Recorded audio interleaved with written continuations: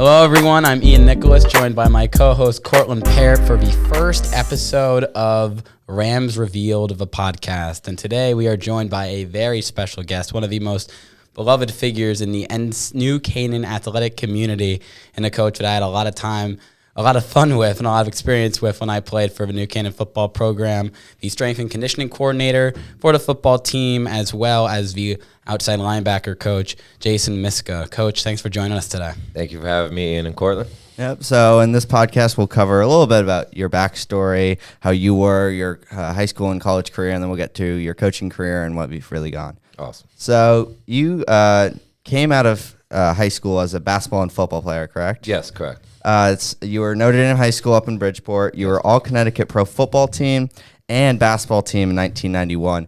Did you play just football and basketball, or were you all sports? No, actually, in 1990, I played. I had 2 years of football leading up. I didn't play my senior year of high school in football, but in my junior year of high school, I was all post, all state for football as a safety. Then my senior year of high school basketball, I was all state for basketball. And were you the type of athlete who was in the gym every day, or did you just practice? And that was it? At those times, we didn't have a weight room. There was no strength program. It was just pretty much play as many sports as possible. You play in the street, you play in your neighborhood, you play at the Sheehan Center, YMCA, all those places. But you played a sport. Your parents didn't want you in the house.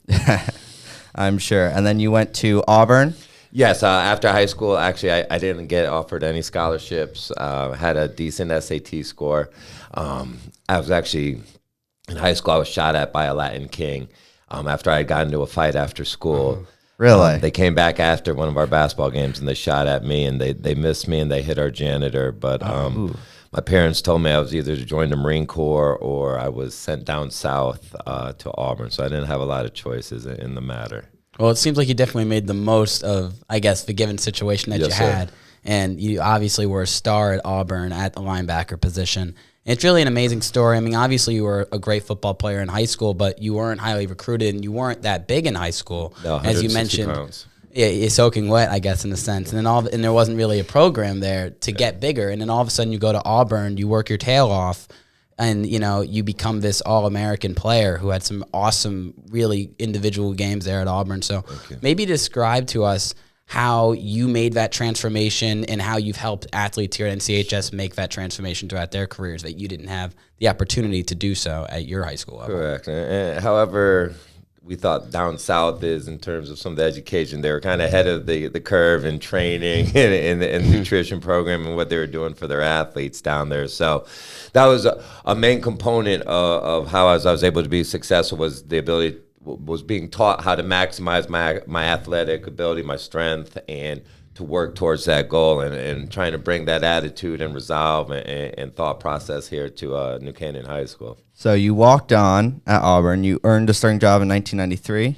Yes, 2 years as a walk-on. I worked at a Subway at night from 8 at night to 2 in the morning. Then we had practice and training at 6 in the morning. Wow. And then I did my class schedule, and then we had another practice. And that was all without being able to eat at our nutrition tables and so forth that the scholarship athletes had access to. So in that 1993 season, you led the SEC with 125 tackles. Correct. Was that just playing, or that was preparation on preparation? Preparation. I had some really good players around me. My linebacker coach and our defensive coordinator was Wayne Hall, who was a 2-time All-American at linebacker for Paul Bear Bryant. My head coach first 2 years was Pat Dye, and then Terry Bowden, who was the son of Bobby Bowden from Florida State, was my coach then. And our GAs there was Will Muschamp, who's now the head coach of South Carolina, a gentleman named Stacy Searles, who is the offensive line coach at Texas. The other guy was Charles Kelly, who's the defensive coordinator at Florida State. So I was surrounded by great coaches. Yeah, and then in that season, you guys went 11-0, right? Yeah, so three days before the first game, we're supposed to be on ESPN. They didn't give me a scholarship till a couple of days before the first game. And then on that same week, we get was the equivalent of the death penalty. Then they had paid a player 5 years earlier $30,000 in 1988, and then we got what was the equivalent of death penalty: no TV, no bowl game for 2 years, no TV for 1 year. So nobody, it was kind of 11-0 without being able to anybody in the country really knowing what we were doing. So what did it mean for the players to go undefeated in a year that to most people seemed lost? Yeah. It was a first-year head coach with Terry Bowden, so it was a transition from a legend of Pat Dye. And we just kind of circled the wagons and the us against the world. F everything else in the world. It was us against everybody kind of mentality. And in that season, you were the SEC Player of the Week versus Alabama. You had 14 tackles, 2 sacks, and a safety. Yes. Was that kind of like a statement, man, it's the Iron Bowl, it's your rival? Was that kind of just proving to everyone we're here to play? Can't quite remember. We were both. They were 10-0 and we were 10-0 going into the game. It was the first game at Jordan Hare Stadium ever because we always used to play the Iron Bowl at a neutral stadium at Legion Field. It was crazy. We had 93,000 in the stadium, another 30,000 outside that couldn't get in because the game couldn't be on TV. I can't even remember, to be honest, a good portion of it, but it was pandemonium, yes. So I guess I would say, obviously this is more of a cliche question, but coming out of Connecticut, did you ever expect to make that jump? Was that your goal, to be a college football player? Was your goal just to succeed at whatever you did? Goal was, I wish I knew. If I had known better, I probably would never have made it. I just thought I was going to play down there, and I didn't know any better. My dad had coached for 30 years at Harding. My grandfather was there for 35 years, so I came from a football background. Just grew up on the sideline and just always thought I was going to play, and was just fortunate enough to land into that position and hardworking enough. So you played a little bit of semi-pro and arena football after that, and then you got into coaching. Yeah, I did corporate America for 5 years, and I fought Muay Thai for 3 years afterward as well, and then kind of came to that crossroads, and coaching was just the logical choice and the most natural, and started down in Tampa, Florida, through Atlanta, Georgia, through this, and now up here in beautiful New Canaan. Yeah, so when I was doing research on you, there was a lot of stories coming out of Georgia, especially where, there was a petition to get you the head coaching's job. One parent said he installed values of pride, hope, and encouragement in the boys. And when reading that, I'm like, that's the Miska I know. You're always pushing someone to go more and more. Did you just kind of get into that, or did you have a moment that kind of clicked for you? Well, it was just the fact that the success I had personally from being able to push myself, and the rewards and the joy I got out of that, and when you look back at the hard work you put in, the pain, the tears, the sweat, the time that you dedicate.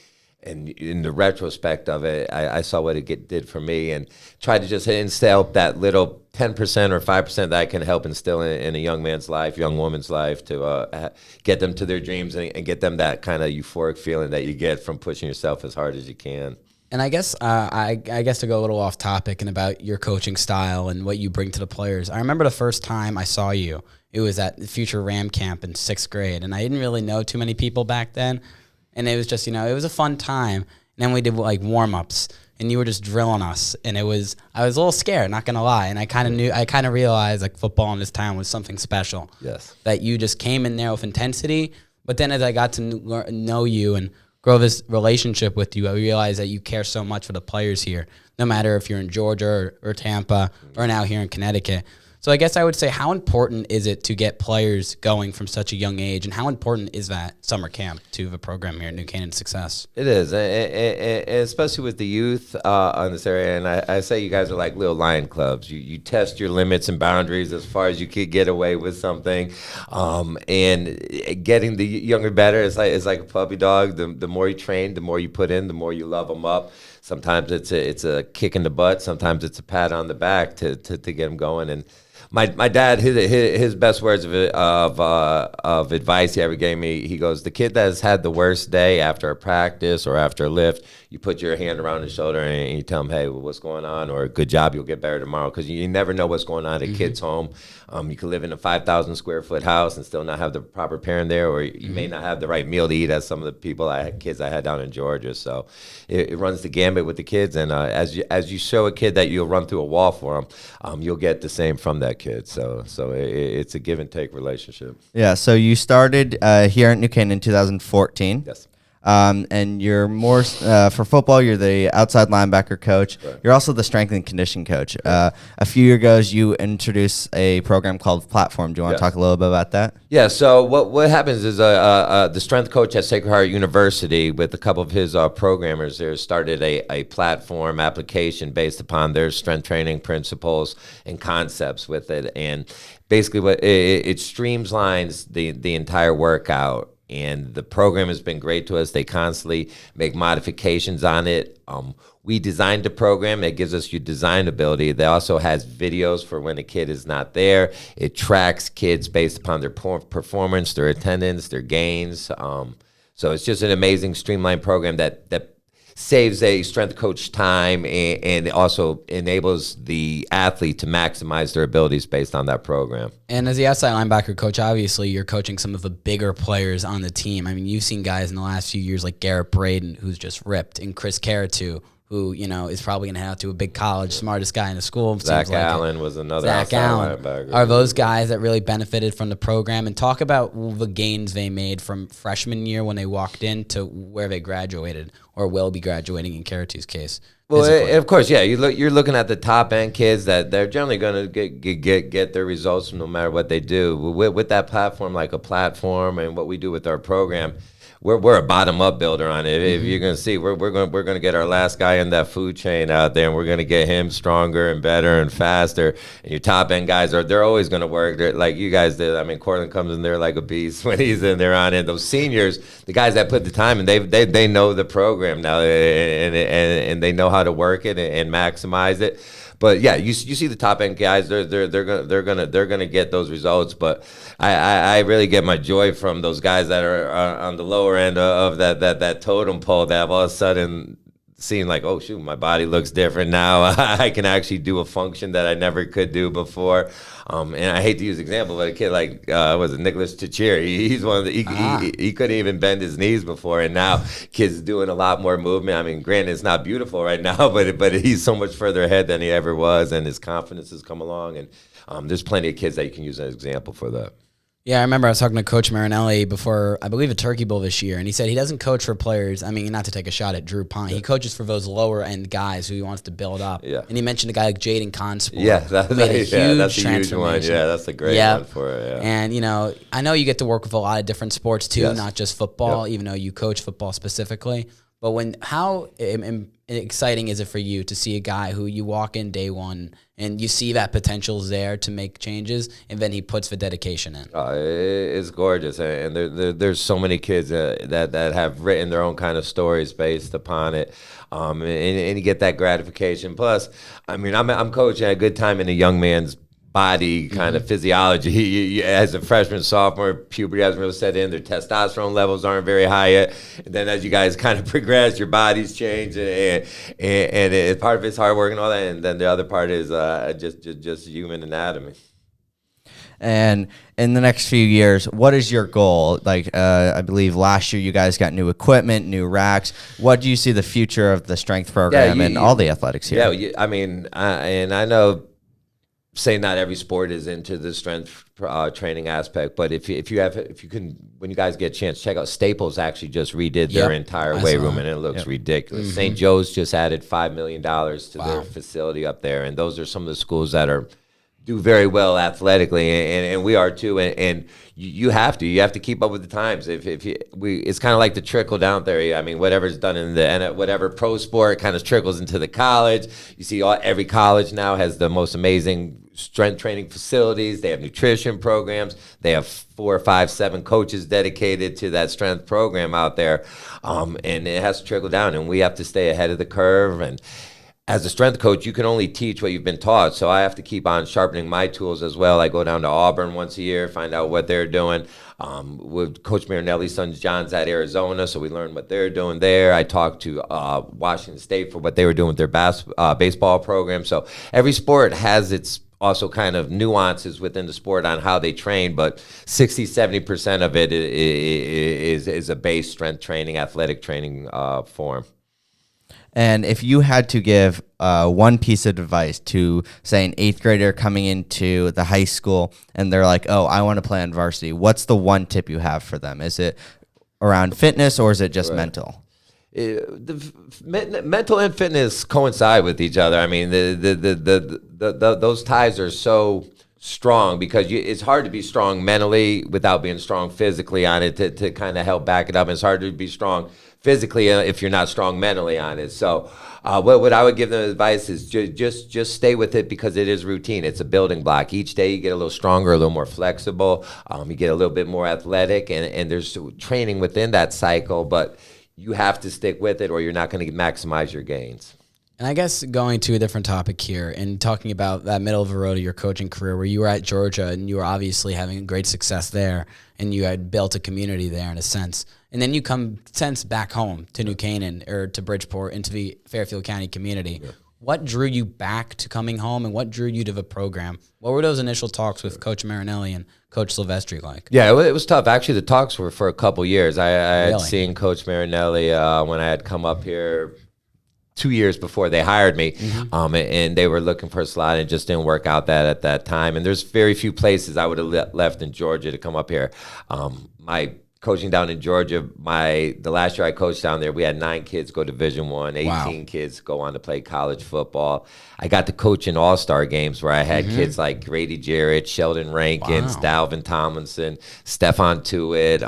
Those are all NFL starting defensive tackles. So I've seen NFL level talent, but I mean, it was New Canaan is an ideal spot. I mean, I refer to it as almost a utopian society. You kids in general are amazing to coach and work with on a daily basis out here.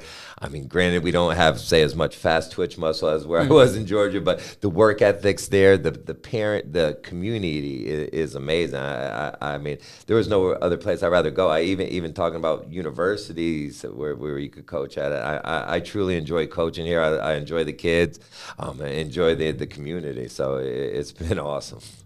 Yeah, and one of the last questions we have is there anywhere, say Auburn comes and offer you the job, do you feel like you would leave, or would that be a tough decision That's a trap question, Cortland. That would be a trap question. Yeah, if any Division I SEC school, I'm out, guys. I know I love y'all here, but that's going to be a quick one, right? But in terms of being here in the Northeast with some of the smaller colleges, that would definitely be a choice, thought process. But I'm what you call foot soldier. I don't have the ambitions of being a head coach or along those lines. I like my niche. I like where I'm at, and I can excel at it, I believe, and help turn out the best we can with our kids here.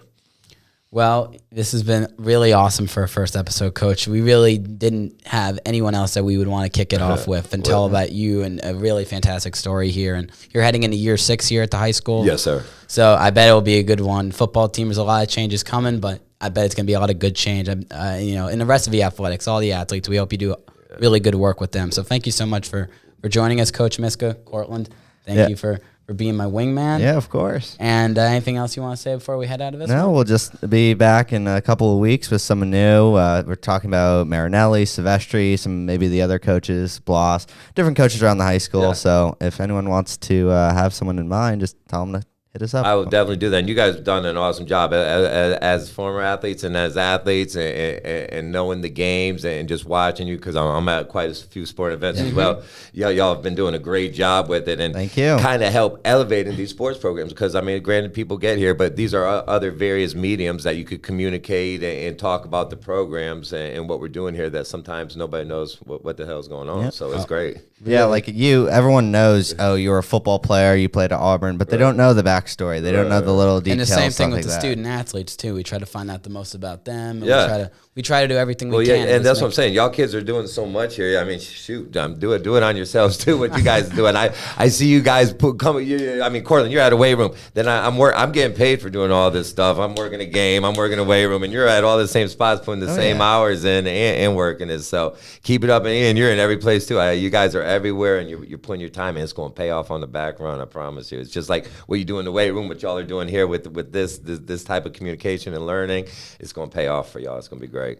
We really appreciate that, Coach. Right. We like to be appreciated. Those, we put in the hours. Yeah, Cortland does a lot of work. Not gonna lie. I see y'all. I just man. show It's up and out there. talk. But you know what? We always love seeing you at all the sporting events. Yeah, that's cool. You really are everywhere. Well, that's what I'm saying. I see. I busted his ass in the weight room, and all of a sudden he's carrying cables up the stairs and getting things set up. So it's Post awesome. workout. Yes. Yeah. All right, y'all. All right. Well, thank so you for joining us, Coach, and we'll see you guys next time. Mic drop. next episode of Rams Revealed.